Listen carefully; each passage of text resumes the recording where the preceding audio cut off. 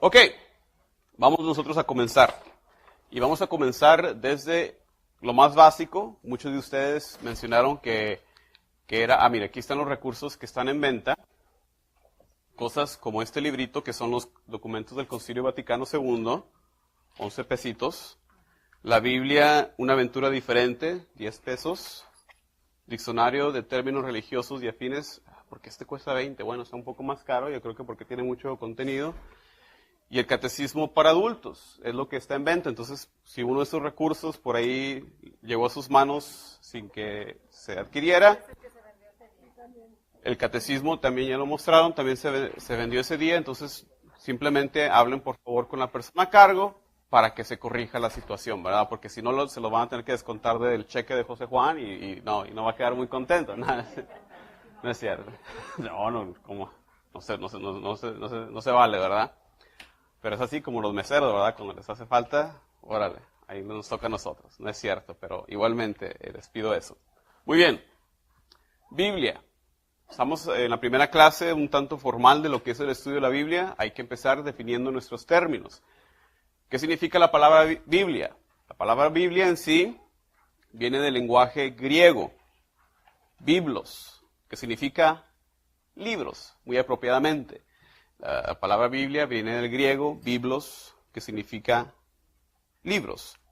Se origina esta palabra de una ciudad que estaba en Fenicia, donde en aquel entonces se producían los libros, pero no los libros como los que tenemos hoy en día, ¿verdad? De dos partes, ¿verdad? Dos portadas, sino los papiros, esos pergaminos, esos rollos. En aquel entonces era lo que se le llamaban libros. Esta ciudad fenicia se llamaba Biblos. Es el nombre que los egipcios le dieron a esa ciudad porque ahí se producían muchos libros. Es ahí de donde se origina este nombre. Tomen en cuenta que son libros. A veces, antes de estudiar la Biblia, pensamos que es un solo libro. Bueno, sí, es más bien una colección. Si ustedes ven el índice, simplemente viendo el índice del contenido, se van a dar cuenta que son bastantes libros. Porque a veces pensamos que es uno solo. Bueno, es uno solo la colección, pero cada uno de ellos puede que tenga diferente contenido, diferente autor, compuesto en diferentes épocas. Entonces hay que tener también en mente la distinción de que son muchos libros.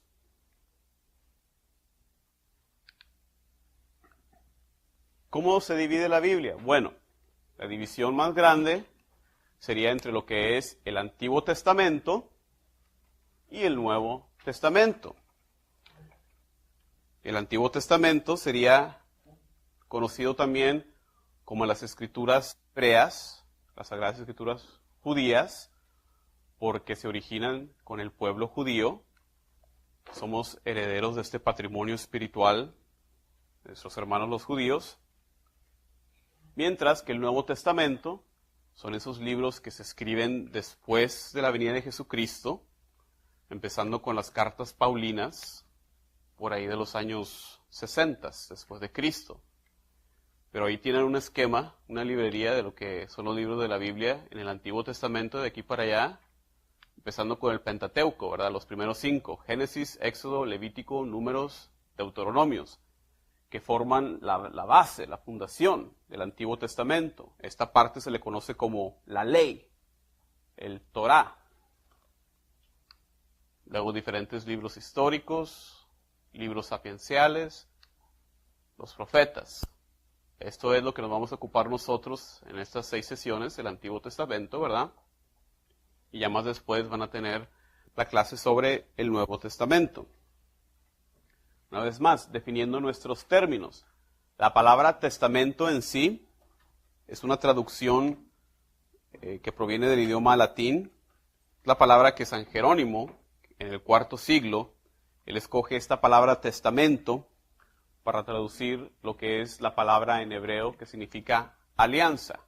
Entonces, cuando pensamos en Nuevo y Antiguo Testamento, también debemos de tener en cuenta que es una traducción del término alianza. Y vamos a hablar de alianza más después en la clase. Okay, un término muy importante. Algunos de ustedes sabrán, les habrán hecho preguntas, muchas veces hay familiares, compañeros, de iglesias separadas, de iglesias de cuerpos protestantes, y que dicen, ¿por qué la Biblia de ustedes, los católicos, tiene libros extras?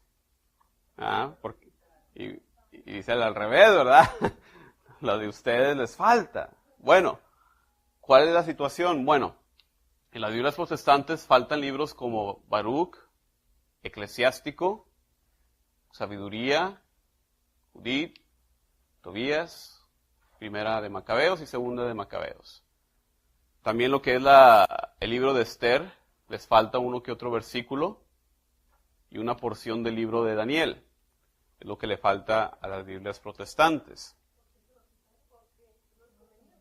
Bueno, muy buena pregunta. Lo que pasa es que ellos están siguiendo la lista de libros, lo que se le llama como el canon de la escritura, que proviene del judaísmo. ¿Okay? Acuérdense ustedes que en un principio, la primera generación de cristianos que entran a creer en Jesús, ¿de dónde venían ellos? Eran judíos, ¿verdad? Entonces tenían las Sagradas Escrituras.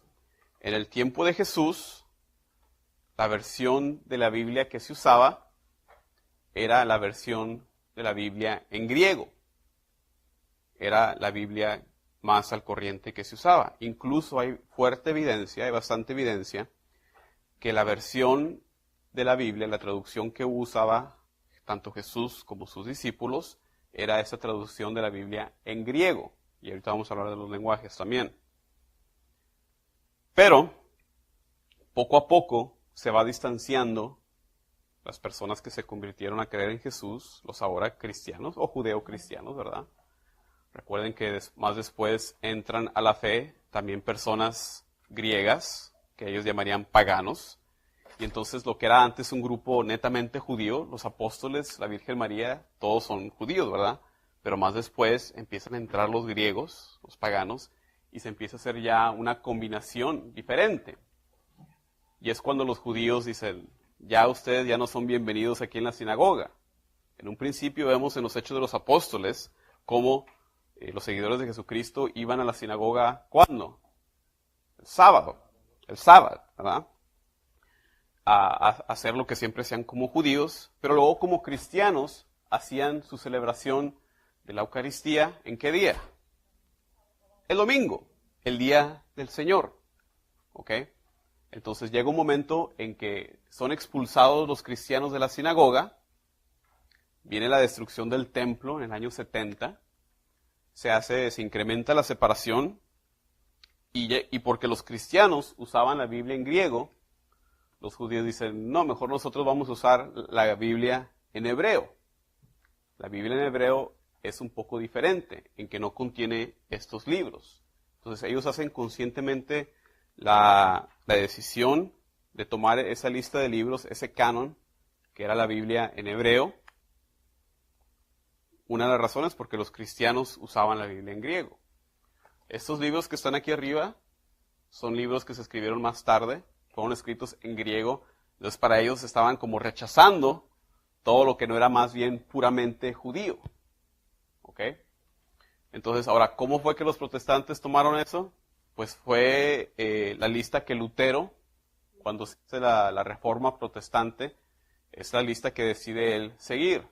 Una de las razones es porque en libros, como en libros de Macabeos, contiene evidencia sobre la doctrina del purgatorio, que nosotros como católicos tenemos. En el libro de Macabeos hace mención de cómo es algo bueno, cómo es algo digno de orar por los muertos. Que nosotros vemos eso, ¿verdad?, como evidencia del purgatorio, ¿verdad? Porque si no hay purgatorio, ¿para qué vas a orar por los muertos, ¿verdad? Si ya están, ya sea en el cielo o en el infierno, no hay razón para orar por ellos si no están en un purgatorio. Entonces es una de las razones por las cuales Lutero y los otros reformadores toman el canon que no incluye esos libros, ¿ok? Pero es una decisión que hacen ellos por razones doctrinarias también.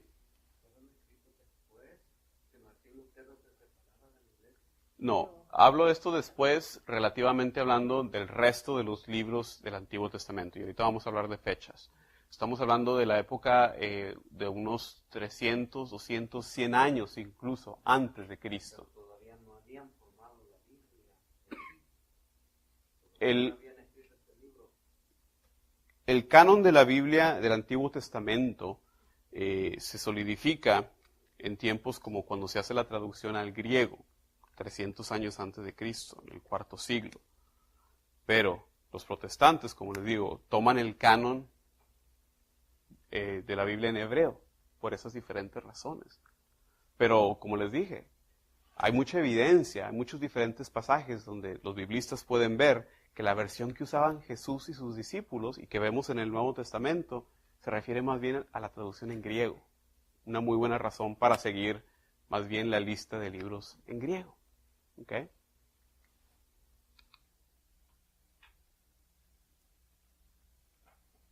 Vamos a mencionar un poco lo que son ahora las diferentes secciones dentro del Antiguo Testamento. El día de hoy yo creo que no vamos a llegar a tocar lo que es el libro de Génesis todavía. Vamos a hablar de todo lo preliminar, de todo lo que se requiere para hablar de la Biblia, toda esa minucia, todas esas diferentes cosas. Sí, señor.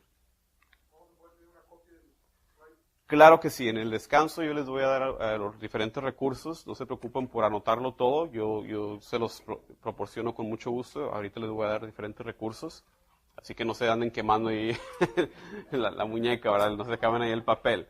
Simplemente anoten lo más relevante, lo que ustedes oigan más relevante, porque yo les voy a dar eso. No se los doy primero, porque mi experiencia como estudiante es que si lo tiene uno enfrente ya no anoto nada. Y cuando uno anota, ya son varias maneras que está uno procesando la información. La está procesando visualmente, auditivamente, oyéndolo y escribiéndolo, ¿verdad? Y es una tercera manera de procesar la información. Por eso siempre se las doy la clase después de que termine. ¿Okay? Dentro del Antiguo Testamento lo podemos manejar en diferentes secciones. Hablamos ya de la primera sección, que son los primeros 5 libros, que nosotros le llamamos Pentateuco, que una vez más proviene del griego, que significa 5 libros, ¿verdad? Penta, como pentagrama, como pentágono, ¿verdad? El Pentateuco o la ley, Torah, Génesis, Éxodo, Levítico, Números, Deuteronomio. Son los primeros 5 libros. Podemos hablar también de libros históricos, libros como Josué, Jueces, Ruth, Primera y Segunda Samuel, Primera y Segunda Reyes, Primera y Segunda Crónicas, Esdras, Nehemías, Esther, Tobías, Judith, Macabeos, Primera y Segunda.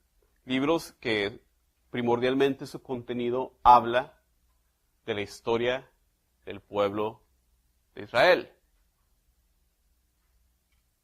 Otra sección vendría a ser lo que es profetas. Los profetas mayores y los profetas menores.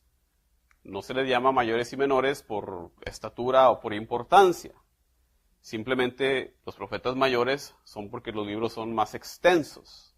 ¿Okay? Lo que son los profetas Isaías, Jeremías, Ezequiel, caben en un pergamino entero. Y los demás profetas, los profetas menores, Oseas, Joel, Amós, Baruc, Abdías, Jonás, Miqueas, Nahum, Habacuc, Sofonías, Ageo, Zacarías y Malaquías, casi en su totalidad caben todos juntos en un solo rollo, en un solo pergamino. Y después tenemos la literatura sapiensal, la sabiduría. Todos esos dichos, todos esos consejos. En el libro de Job, Salmos, Proverbios, Eclesiastés, Cantar de los Cantares, Sabiduría, Eclesiástico. Y les puse también ahí el nombre en hebreo, Torah, Neviim para los libros históricos y Ketuvim para los profetas. Porque el nombre para los judíos es Tanakh, que proviene de las primeras letras T, N, K, Tanakh. Están tomando esas 3 secciones y así le llaman ellos en hebreo a las Sagradas Escrituras. Entonces, si oyen hablar del Tanakh, están hablando de eso.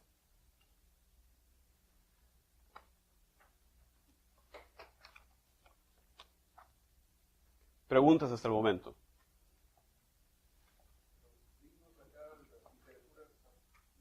Ujú.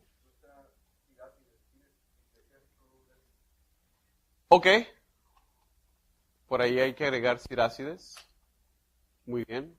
Buena edición, buen ojo. Ahí atrás había otra pregunta.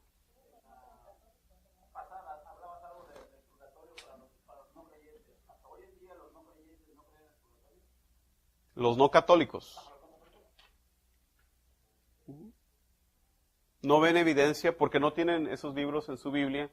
Ellos no ven suficiente evidencia en la Biblia para decir que el purgatorio es una creencia bíblica. Acuérdense que para los hermanos separados, su lema es solamente lo que está en la Escritura, sola Escritura. Entonces, si ellos no lo ven plenamente, de acuerdo a cómo lo interpretan ellos, dicen, pues son una invención de los católicos, ¿verdad? Uh-huh. El Sirácides es el eclesiástico. Eclesiastés y lo es tengo por acá eclesiástico, entonces el eclesiástico es el Sirácides. es una el Sirácides es más bien O eclesiástico. hablando de él en griego o en hebreo. Así es, ¿Okay? Vamos a hablar un poco de los diferentes orígenes, cómo se llega a formar el Antiguo Testamento. Hay que tomar en cuenta muy bien su origen. Otra cosa que debemos de tener bien presente es que el Antiguo Testamento no se escribe de la noche a la mañana. ¿Okay?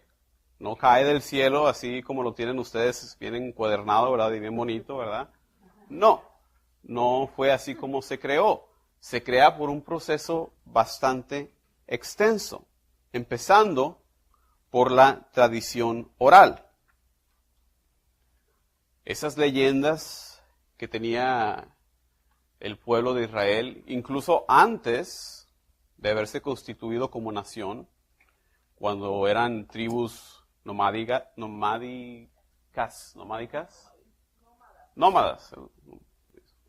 incluso antes, cuando eran tribus, cuando vivían de esa manera, tenían esas leyendas, esas historias, las leyes de Dios, cantos, eventos sagrados que son transmitidos oralmente por un largo periodo de tiempo, quizás hasta miles de años. Se empieza a escribir, hay que tomar en cuenta las fechas. Empieza el proceso de escribir, dicen los biblistas, y varía esto, empezando por ahí del año 1200 antes de Cristo. Empieza a escribirse la Biblia en el año, por ahí del año 1200, dependiendo de los diferentes biblistas que ustedes lean, les van a dar diferentes fechas, pero hablando en general, la mayoría concuerdan que por ahí de 1200 años antes de Cristo, y termina el proceso, los últimos libros, como ya les comenté, son escritos en el año 100 antes de Cristo. Entonces, ¿cuánto se toma en que el Antiguo Testamento, en tomar la forma que tiene? ¿Cuánto tiempo? Más de 1000 años. Más de 1000 años. Entonces, hay que tomar eso en cuenta cuando nosotros vemos las diferencias en contenido, en estilo, en historia, en la narrativa. Pues es un periodo de tiempo muy grande, ¿verdad?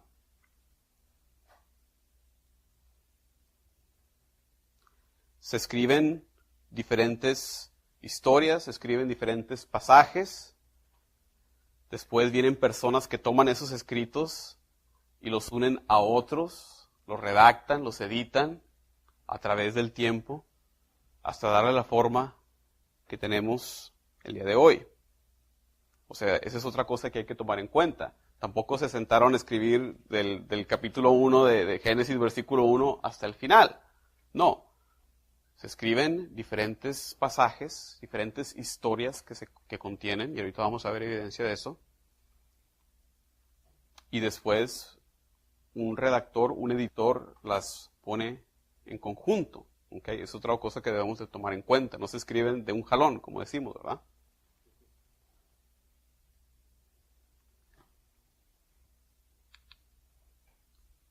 hablando ahora sí un poco de los diferentes lenguajes, diferentes idiomas del Antiguo Testamento. ¿En qué idioma se escribe mayormente el Antiguo Testamento?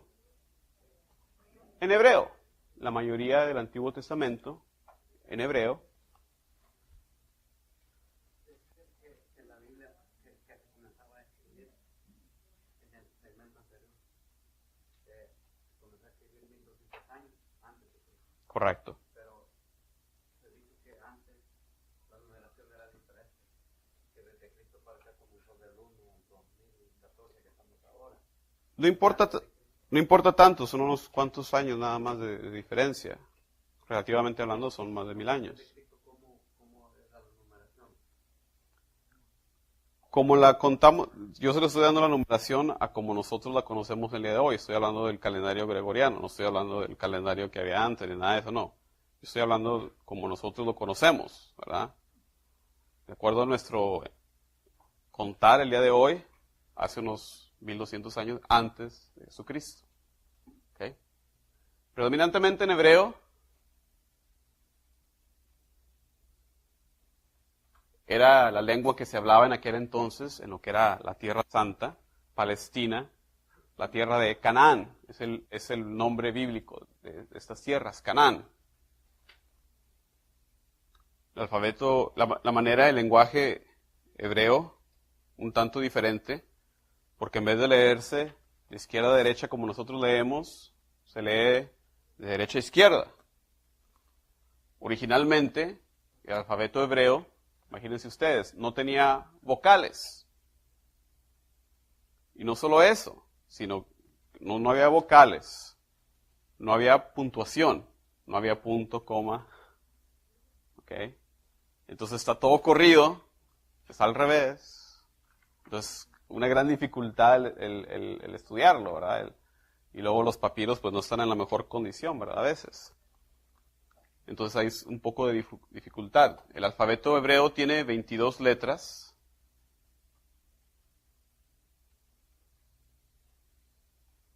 Hay una parte también en griego, los libros que se escribieron más después, más cercanos a la era de Jesucristo, lo que es el griego común, porque también había varios dialectos de griego.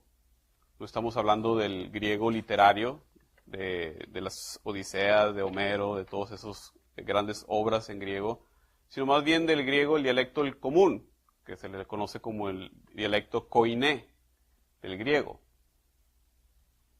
Era en aquel entonces lo que le llamamos la lengua franca.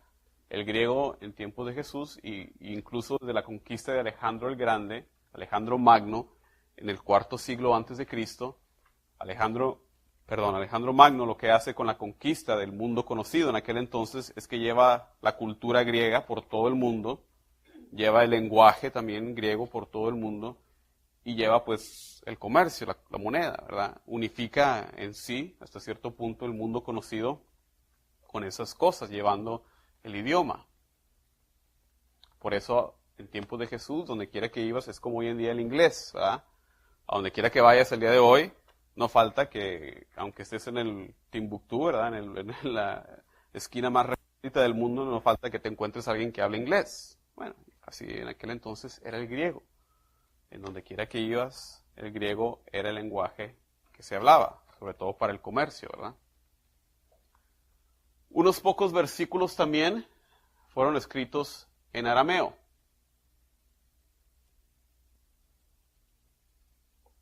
En el tiempo ya del Antiguo Testamento, del Nuevo Testamento, en el tiempo de Jesucristo, los judíos ya para ese entonces no hablaban hebreo, hablaban arameo. La diferencia, el punto de cambio, es el exilio. Y de eso vamos a hablar, creo que en la siguiente clase. Cuando el pueblo de los reinos del norte primero y luego el reino del sur, Judá, son exiliados, vienen imperios y los sacan de ahí. Cuando salen de la tierra prometida, toman el lenguaje de donde estaban, el lenguaje persa, que es el arameo. Por eso a veces hablamos hebreo y arameo. Esa es la diferencia. Los judíos, al regresar del exilio, regresan hablando arameo, pero mantienen el hebreo como el lenguaje del culto. Así como nosotros, para darles un ejemplo, nosotros los católicos, el día de hoy, en la misa, a veces usamos todavía el latín. ¿Ok? Aunque todos ya no lo hablamos todos pues el lenguaje de donde estemos, ¿verdad? En nuestro caso español o inglés, pero el lenguaje del culto, que fue el latín, todavía lo manejamos. Eso, algo parecido, ocurrió en aquel entonces. Mantuvieron el hebreo como el lenguaje del culto, mientras que el arameo era el idioma, el lenguaje que hablaban ya en la vida diaria. ¿Ok? En el Antiguo Testamento, esos son los idiomas que se manejan. ¿Qué tal en el Nuevo Testamento? Yo sé que no es clase del Nuevo Testamento, pero podemos empezar. ¿En qué lenguaje se escribe el Nuevo Testamento? Primordialmente en griego. ¿Ok? 100% griego. Muy bien. ¿Una pregunta? ¿Comentarios? ¿Todo bien? Ustedes me dicen, ¿eh? ¿El exilio están hablando de cuando estaban en Egipto? No. ¿O están en Mesopotamia? Babilonia. Ujú. Y de eso vamos a hablar más adelante. Porque es un evento muy importante el saber la historia del pueblo de Israel. Para poder nosotros comprender el texto, debemos de saber un poco al menos de lo que es la historia del pueblo de Israel, que incluye eventos como el exilio. ¿Ok? Pues ese entonces ya se dividían también los que vienen siendo los musulmanes y el Alá y todo eso. No. Los musulmanes entran a la historia más después de Cristo. En este entonces sería más bien otras religiones, ¿okay? Zoroastrianismo, religiones culticas en Egipto, en Persia también, mismos cultos de misterio, y politeísmo en general, ¿verdad? Únicamente los judíos eran los que tenían un monoteísmo, ¿verdad? Creencia en un solo Dios. ¿Okay? Son ellos los que mantienen viva la fe en un solo Dios, en medio de un mundo que creía en muchos dioses. Como ustedes saben, ¿verdad? La religión de los egipcios, por ejemplo, ¿verdad? Que adoraban al sol, ¿verdad? O al río mismo, ¿verdad? Y más después el faraón se convierte en una figura divina también. La religión de los griegos, como ustedes saben, ¿verdad? Un panteón de dioses, ¿verdad? Zeus y Hera y todos esos panteón de dioses, ¿verdad? Y entonces, no, ellos, musulmanes, entran más después. Ahorita estamos hablando de otro tipo de religiones. Muy bien. ¿Preguntas?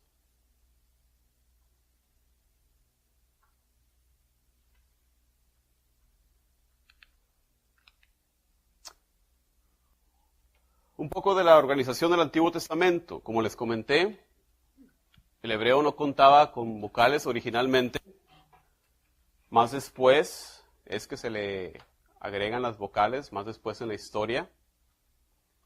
Esa es una de las razones que existió la controversia sobre cómo se pronunciaba el nombre de Dios. Porque nosotros el nombre de Dios lo pronunciamos ¿cómo? Pero lo que tenemos en sí es más bien 4 letras, lo que se le conoce como el tetragramatón. Pero al no tener las vocales, como ustedes saben, algunos protestantes más bien lo pronuncian como Jehová. Hoy ya sabemos, teniendo más estudios históricos, que más bien la pronunciación correcta es Yahvé. Pero lo que pasa es que como no tenían vocales, como van al exilio, y los judíos hay que recordar que tienen un gran respeto por el nombre de Dios y no lo pronuncian más que el sumo sacerdote en ciertas ocasiones, pues hasta se les olvidó cómo se pronunciaba. ¿Okay? Por eso hubo un poco de controversia. ¿Ah? No tiene signos ortográficos, ya les dije eso. Empieza a tomar la forma en que vemos el día de hoy, más bien por ahí de la Edad Media. en el año 1228, un tipo por el nombre de Stephen Langton lo separa en capítulos. Antes de eso no podía decir, volteen su Biblia a Génesis 10, no, volteen la Biblia a Génesis o el pasaje del diluvio, porque no había ni siquiera capítulos, estaba todo junto. Los versículos todavía más después. Los versículos aparecen en la Biblia impresa en 1528. Entonces, entre estas dos fechas, pues podía decir, pásale a Génesis 10, pero no sabía de qué versículo. Ya después de esta fecha, 1528, es cuando ya se tiene la separación como la vemos el día de hoy. Otra cosa que hay que tener en cuenta, que la forma en que tenemos no fuese originalmente. Está ahí una foto de lo que es la imprenta de Gutenberg, que fue la que imprime, el primer libro que se imprime en la imprenta de Gutenberg es precisamente la Biblia. Hasta el día de hoy sobreviven algunas copias de estas Biblias impresas por este tipo de máquina. Y es un gran cambio, ¿verdad? Porque antes les dije cómo se hacían los libros, en pergaminos. Tenían que ser escritos a mano. Era un proceso bastante tedioso, ¿verdad? Esto hacía que los libros fueran escasos, que fueran bastante caros. Entonces, cuando pasa esto, ¿quiénes son los únicos que pueden estudiar? Los ricos. Pues los que tienen acceso a eso, los ricos o los monjes, ¿verdad? Las personas que se dedican su vida al estudio, que en aquel entonces, bueno, ya para ese entonces ya había universidades, pero antes de eso, cuando no había universidades, los únicos que podían estudiar eran los ricos y los monjes, ¿verdad? Que tenían acceso a este tipo de recursos. Pero ya con la imprenta se populariza, se hace más barato y ahora sí podemos tener más copias de la Biblia, ¿verdad?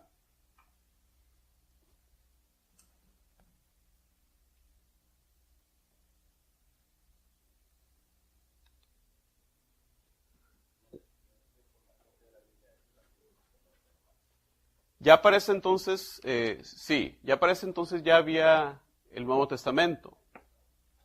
Ya para ese entonces, el Nuevo Testamento lo van a ver en su clase que entra, la lista ya completa, tenemos noticia de ella a principios del cuarto siglo, por ahí del año 318, algo así, que el obispo de Alejandría, Atanasio, describe en un sermón la primera lista completa de todos los libros que tenemos en el Nuevo Testamento hasta el cuarto siglo, fíjense. Tarda casi más de 300 años en que el Nuevo Testamento tome la forma que tiene el día de hoy. ¿Ok?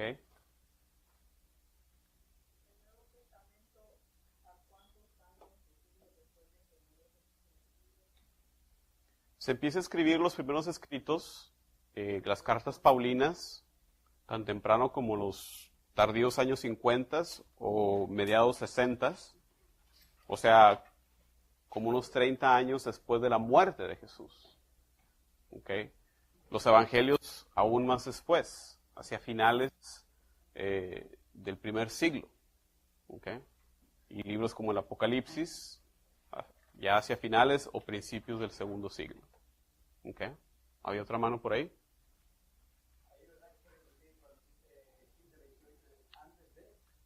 Son las siglas en latín Anno Domini, que significa año del Señor. Podría haber puesto también DC, después de Cristo. No, ahí es después de Cristo. Anno Domini significa en latín el año del Señor.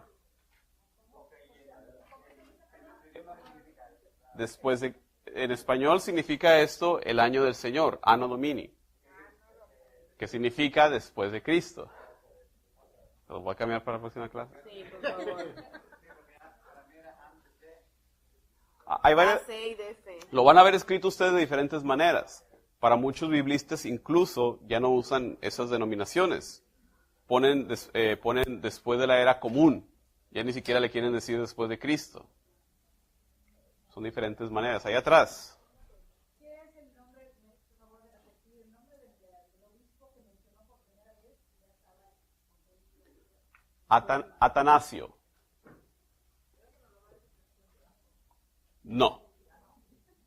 Eso fue el pilón. Es una figura muy importante. Momento cultural. Es- en cuanto a la Biblia, eso es lo más relevante que hizo. Hizo muchísimas otras cosas. Es uno de los obispos más importantes de la historia. Les recomiendo que investiguen la vida del obispo Atanasio de Alejandría. Pero para nuestro propósito era lo que les iba a decir. ¿Ok? Hizo muchísimas otras cosas. Ok. Cuando hablamos de las citas bíblicas, ¿verdad? Que decimos Génesis 1, capítulo 1. Bueno, en español lo van a ver escrito la abreviación GN, la abreviación para el libro de Génesis, con el número 1, la coma, para separar capítulo y versículo, y luego el versículo. Génesis 1, capítulo 1. En inglés es un tanto diferente, porque ellos en vez de usar coma, ¿qué usan? Usan los dos puntitos, ¿verdad? Los dos puntitos. Entonces, cuando ustedes vean recursos, cuando ustedes lean libros en inglés, no van a usar esto, van a usar en vez de la coma, van a usar los dos puntos. Este siguiente ejemplo, ¿qué significa? Del 1 al 10, ¿verdad? O sea que va a ser el pasaje que abarca desde el primer versículo del primer capítulo hasta el 10º. ¿Ese tercero qué significaría? 1 y luego te saltas a 5, ¿ok? Son 1 y 5. Y hay muchas más maneras que podemos decir. Por ejemplo, a veces ven ustedes 1 seguido por una letra, A, B o C. ¿Qué significa eso?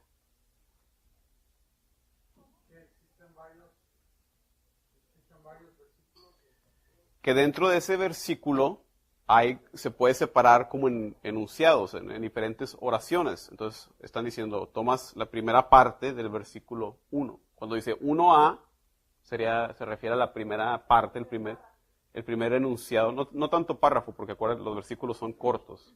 La primera parte del primer versículo. Entonces es otra cosa que puedes ver cuando ves letras. ¿Ok?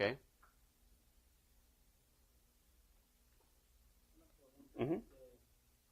De la manera de como lo estamos haciendo en el último ejemplo, que es Génesis 1 y 5, de la manera de cómo acomodan los versículos ahora cuando están en el listado, ¿verdad? Mi pregunta es, siempre he pensado quién es la persona que decide que nada más se tenga que leer así y después saltarse hasta el otro lado y viene corredito, ¿verdad? En lo que va el misal, es un poco diferente, porque muchas veces, si ustedes son lectores y se fijan en la cita, ¿verdad?, de lo que se lee el domingo, no es así algo corrido. Es algo así como esto, ¿verdad?, que toma una parte y luego se salta unos y retoma otra vez. Entonces ya es del 1 al 10, luego punto del 12 al 15, o sea, ya son dos diferentes porciones. Los obispos, cuando hicieron el misal, para la liturgia, son los que decidieron eso. Y acuérdense que para propósito de la liturgia, muchas veces es lo que es temático. Por ejemplo, si Pablo, ya ven cómo es Pablo, que empieza y habla de esto y que habla de otro, bueno, pues se saltan lo que no va dentro del tema y dejan lo que va conectado con el tema de la liturgia.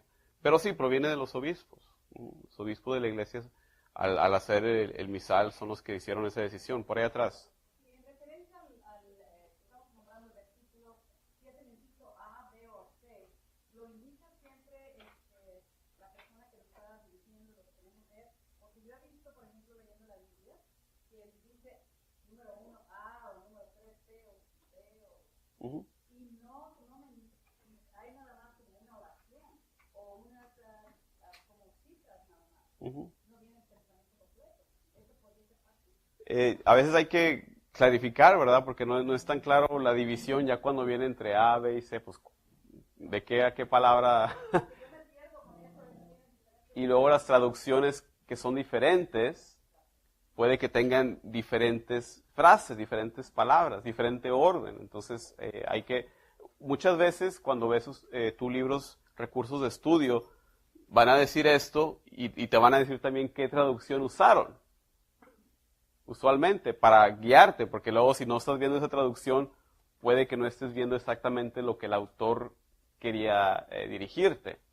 Entonces muchas veces vas a ver ahí la cita y Biblia de Jerusalén, o Biblia latinoamericana, o sea que la que sea la traducción, ¿verdad?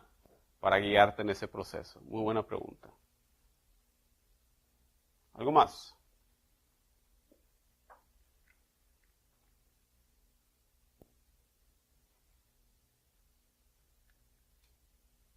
Dicen las personas que saben lo que dicen, que el maestro cuando enseña y pide preguntas debe de esperar al menos 15, 17 segundos, porque es el proceso que se toma para la persona, yo creo que decidirse, porque yo veo que muchos maestros, preguntas, ok, y se queda uno, quería decir algo, ¿verdad? Entonces, por eso no crean que estoy haciendo tiempo, no, estoy dando tiempo, pero para que salgan a flote sus preguntas.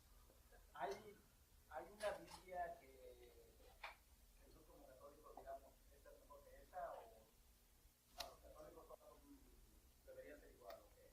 En términos generales, estoy hablando en términos generales primero, la mejor Biblia es la que tengas a la mano.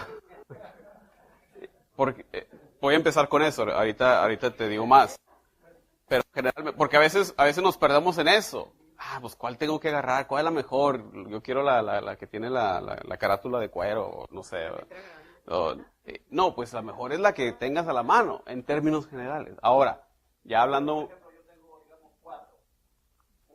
Pero de esas 4 que tengo... Ni una leo, no. Me pasaba a mí esto. No me decidía ni por cuál.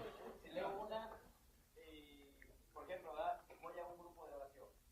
Y yo llevo una Biblia y están leyendo y en mi Biblia dice otro. Ok, la semana que sigue llevo la otra porque fue de la tuya. Lea aquel y me dice lo de hay una específica que más mejor o no. En español está un poco difícil, porque te doy el ejemplo. En inglés tienen una Biblia de donde sale la liturgia, que es la traducción de la New American Bible. Entonces, la gran mayoría de la gente en inglés van a tener New American Bible porque es la que leemos los domingos. Es la que, si leen en inglés, todos les va a resultar conocido el lenguaje porque es la que oímos. En español, sin embargo, no está tan claro, porque aquí en Estados Unidos usamos el Misal de México, y el Misal de México no usa una sola traducción. Tengo entendido que a veces usa su propia traducción, a veces usa no sé cuál, a veces usa otra. Entonces no tenemos esa facilidad como se tiene en inglés de decir, esta es la que todos van a conocer. En términos prácticos, muchos de ustedes tienen la Biblia latinoamericana, ¿verdad? Porque es la que han promovido, la que está barata, es la que está accesible, está escrita en un lenguaje accesible también. Las que ustedes tienen esas notas en la parte de abajo ayudan mucho. Entonces todo eso ayuda, ¿verdad?, a que yo veo mucho esa Biblia en muchas partes. Entonces es muy buena para el uso diario.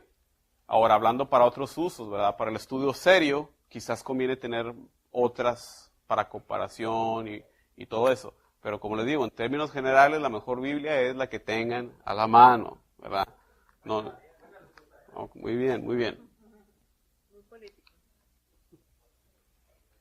¿Alguna otra pregunta? ¿Otro comentario? Atrás.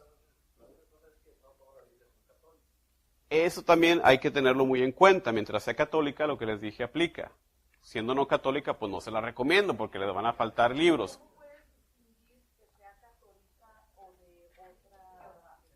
Muy bien. Hay varias maneras. Primero que nada, si ves las primeras páginas, abre tu Biblia, abre las primeras páginas. Cuando es católica, viene lo que se le conoce como un imprimatur.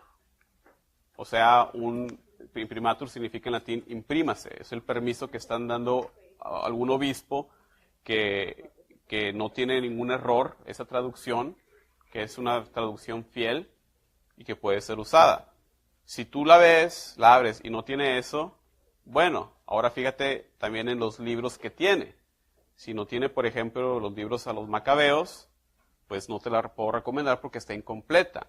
Hay traducciones que aún que no sean específicamente católicas, sí tienen todos los libros. Bueno, quizás para comparación, para ver otras versiones, está bien usarlas. Aunque no sea específicamente una traducción católica, mientras sea una buena traducción, no importa de dónde venga. ¿Okay? Pero también es una muy buena pregunta, hay que fijarse, ¿verdad? Si es que es la Reina Valera, no, pues usualmente es esa protestante. ¿Okay? Muy buena pregunta. A ver. Antes no querían que uno nada más viera la Biblia así, ¿verdad? Estaba algo, nada de verla, ni tocarla. Pero últimamente yo he visto que ya con el uso que uno está viviendo, practicando, estudiando la Biblia, mucha gente la raya o la subraya. ¿No está bien eso? No es malo. No está mal. Claro, tiene uno que darle la propia reverencia, ¿verdad? No lo voy a tener ahí en el carro tirado en el suelo. Bueno, a lo mejor tengo una ahí. Bueno, pero me explico, o sea, lo que hay que recordar es que pues el papel de la Biblia, pues eso es el vehículo, ¿verdad? Para transmitir la palabra de Dios, que debe también estar en nuestros corazones. Eso de que antes no se le tocaba, bueno, quizás sí había una actitud un tanto defensiva de la iglesia,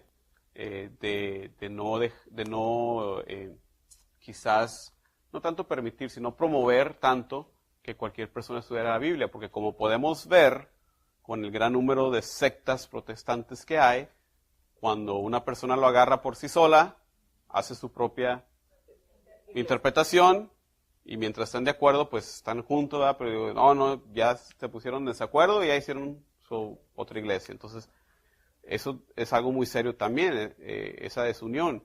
La iglesia, como vemos en los Hechos de los Apóstoles, como el diácono Felipe, viendo al eunuco leyendo y le dices, ¿sabes lo que estás leyendo? ¿Qué le contesta el eunuco? Pues, ¿cómo voy a saber si alguien no me explica? Entonces, para nosotros es esa guía que nos da la iglesia. ¿Okay? No por decir que no podemos leerla, como tú lo mencionas, ahora ya, gracias a Dios, se promueve bastante y ustedes aquí en este curso pues son prueba de eso, ¿verdad? Que la iglesia quiere, que el cardenal nos ha mencionado muchas veces, quiere que vivamos empapados de las Sagradas Escrituras, sobre todo si somos catequistas. ¿Cuántos de aquí son catequistas? Muy poquitos. El año que entra quiero que todos levanten la mano. ¿Ahí había una pregunta por allá?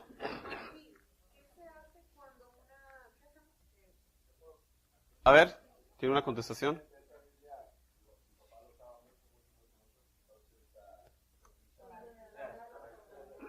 Bueno, en realidad no tengo respuesta exacta. En términos generales, como cualquier objeto sagrado, ¿verdad? No lo vas a tirar a la basura, ¿verdad? No lo vas a botar.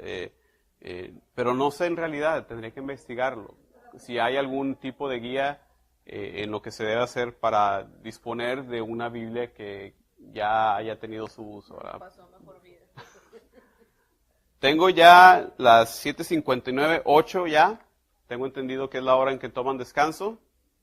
¿Por qué no tomamos 10 minutos?